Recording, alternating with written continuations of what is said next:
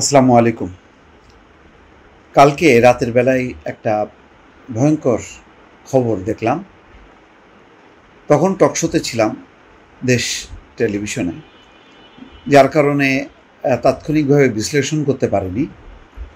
কিন্তু দেখেন, এই যে বলছি যে বিএনপি ছাত্রদলের তৃণমূল পর্যায়ের নেতাকর্মীরা কি করছে, তাদের উপর বারবার আমি প্রতিদিন প্রায় বলতে গেলে এই কথাগুলো বলছি, ঘটনাগুলো তুলে ধরছি এবং আলোচনা করছি যে বিএনপি তো বড় দল নিঃসন্দেহে, কিন্তু এটা তো কোনো স্থায়ী কোনো ব্যাপার না।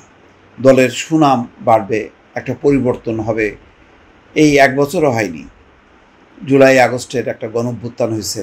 নতুন রাজনীতি যদি না দিতে পারি, তাহলে আস্তে আস্তে তো শেখ হাসিনার বিরুদ্ধে আমরা যে কথাগুলো বলতাম, আমাদের মুখটা মলিন হয়ে যাবে। তখন আমাদের নিজেদের মধ্যেই প্রশ্ন উঠবে যে তাহলে শেখ হাসিনার কী দোষ ছিল? একই তো, এই যে একই তো, আস্তে আস্তে আমরাও কিন্তু চাপের মধ্যে পড়ছি এবং আমাদের মুখ ফসকে কিন্তু বের হয়ে আসছে কোনো কোনো কথাবার্তায়। যে যখন পার্থক্যটা করি তখন দেখি যে কোনো কোনো ক্ষেত্রে ভালো, আবার কোনো কোনো ক্ষেত্রে অধঃপতন। তো আজকে যেই খবরটা আপনাদেরকে গত রাতে বিশ্লেষণ করতে চেয়েছিলাম, দেখেন, দল বেঁধে রাতে বাসায় ঢুকে বলে, তুই আওয়ামী লীগ করিস, বাঁচতে হলে 20 লাখ টাকা দে। এটা আওয়ামী লীগকে টার্গেট করছে তা না, এটা একটা ছুতা। মোট কথা হলো যে রাজনৈতিক দুর্বৃত্তরা খুবই তৎপর। এটা আগে আওয়ামী লীগের ব্যানারে ছিল, এখন বিএনপির ব্যানারে আছে, বা বিএনপির যারা তৃণমূলের একটু নিচের লেভেলের নেতাকর্মী, তারা ভাবছে যে আওয়ামী লীগের নেতাকর্মীরা কত ধনী হয়েছে, কত বড় লোক হয়েছে, তা আমরা এবার শুরু করি। তো এই যে ধারাবাহিকতা, যে একটা খারাপ রাজনীতি যেটা চালু হয়েছে, ওই ধারাবাহিকতাটা এখনও চলছে, বা এটা সঞ্চারিত হয়েছে একটা ক্যান্সারের মতন করে ছড়ায় গেছে। সেই ছড়ানোর প্রেক্ষিতে দেখা যাচ্ছে ছাত্রদল এবং যুব দলের 10 থেকে 15 জনের একটা দল রোববার রাতে একটা বাসায় যায়, মিরপুরের পশ্চিম মণিপুরে। 56 বছর বয়সী সিরাজুল ইসলাম নামের ওই ব্যক্তি একসময় শ্রমিক লীগ করতেন। রাত 10টায় তার বাসায় ঢুকে ছাত্রদল এবং যুব দলের নেতারা বলেন, তুই আওয়ামী লীগ করিস, আওয়ামী ফ্যাসিস্টদের লোক, তোরে পুলিশে ধরাইয়া দেব, বাঁচতে হলে 20 লাখ টাকা দে। এরপর চলতে থাকে তাদের ভয়, ভীতি, হুমকি প্রদান। অন্যদিকে সিরাজুলের পরিবারের পক্ষ থেকে কাকুতি মিনতি। রাত 3টার সময় ওই বাসা থেকে 5 লাখ টাকা নিয়ে বের হন ছাত্রদল এবং যুব দলের নেতাকর্মীরা। বাসায় ঢুকে চাঁদাবাজির খবর পেয়ে ওই সময় ঘটনাস্থলে উপস্থিত হয় মিরপুর থানা পুলিশের একটা দল। তারা এই চাঁদাবাজদের মধ্যে 4 জনকে গ্রেপ্তার করে। চাঁদাবাজির 16,000 টাকা এবং একটি মোটরসাইকেল তাদের কাছ থেকে উদ্ধার করা হয়।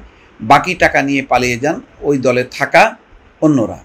পুলিশ এবং ভুক্তভোগী পরিবারের সদস্যরা এসব তথ্য জানিয়েছেন। চাঁদাবাজির এই ঘটনায় গ্রেপ্তার 4 জনের মধ্যে মিরপুর থানা ছাত্রদলের জ্যেষ্ঠ যুগ্ম আহ্বায়ক মোহাম্মদ আতিকুর রহমান মিন্টু আছে, 35, যুগ্ম আহ্বায়ক তাবিদ আহমেদ, এছাড়া আছে রতন মিয়া এবং ইসমাইল।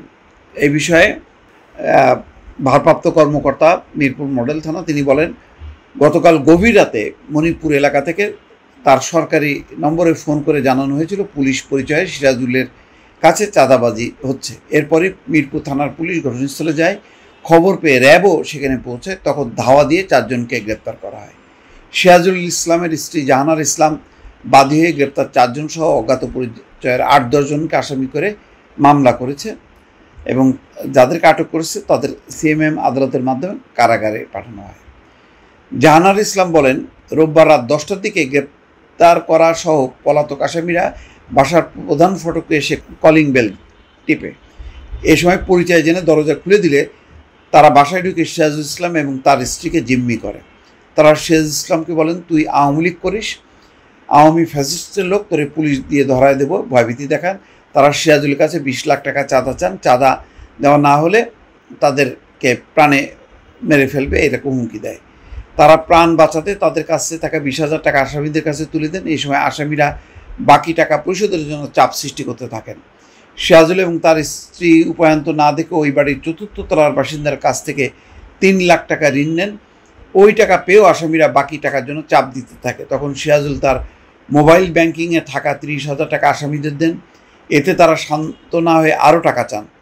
এক পর্যায়ে সিরাজুল এবং তার স্ত্রী তাদের ছেলে মেয়ের কাছ থেকে মোবাইল ব্যাংকিংয়ের মাধ্যমে 1.5 লাখ টাকা এনে তাদের হাতে তুলে দেন। রাত 3টার দিকে আসামিরা 5 লাখ টাকা নিয়ে বের হচ্ছিলেন। এর মধ্যে পুলিশ র্যাব ঘটনাস্থলে পৌঁছায়।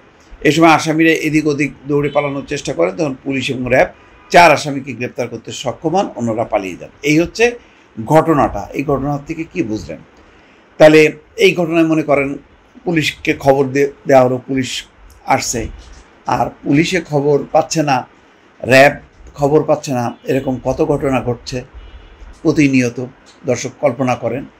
তার মানে ঘটনা সত্য। সেটা সমন্বয়কের পরিচয় হোক, বিএনপির পরিচয় হোক, জামাত পরিচয় হোক, হচ্ছে রাজনীতির ব্যানারে দুর্বৃত্তায়ন চলছে, যেটা একটা ভয়ঙ্কর রূপ নিয়েছে। আজকে দেখলাম যে বিএনপির পক্ষ থেকে তারাও উদ্বিগ্ন। তারাও বলছেন যে সংবাদ সম্মেলনে রুহুল কবির রিজভী বলছেন দখলদার চাঁদাবাজদের স্থান বিএনপিতে হবে না। তারা চেষ্টা করছে, কিন্তু ওই যে বললাম যে যতক্ষণ না পর্যন্ত একটা রাজনৈতিক সরকার না আসছে ততক্ষণ পর্যন্ত রাজনৈতিক চাপ এবং প্রশাসনিক চাপ ধারাবাহিকভাবে যদি চালানো না যায় তাহলে আসলে এই চাঁদাবাজদের নিয়ন্ত্রণ করা যাবে না। কেননা এখন একটা বিশৃঙ্খল অবস্থা, প্রশাসন পুলিশ দুর্বল। এই দুর্বলতার আর রাজনৈতিক দলগুলো যতই ক্ষমতা দেখাক যার যার অবস্থান থেকে, তারা কেন্দ্রীয়ভাবে ক্ষমতায় নেই। ফলে এই দুর্বৃত্তদেরকে শায়েস্তা করা তাদের পক্ষে কঠিন হয়ে যাচ্ছে। দর্শক ভালো থাকবেন, আল্লাহ হাফেজ।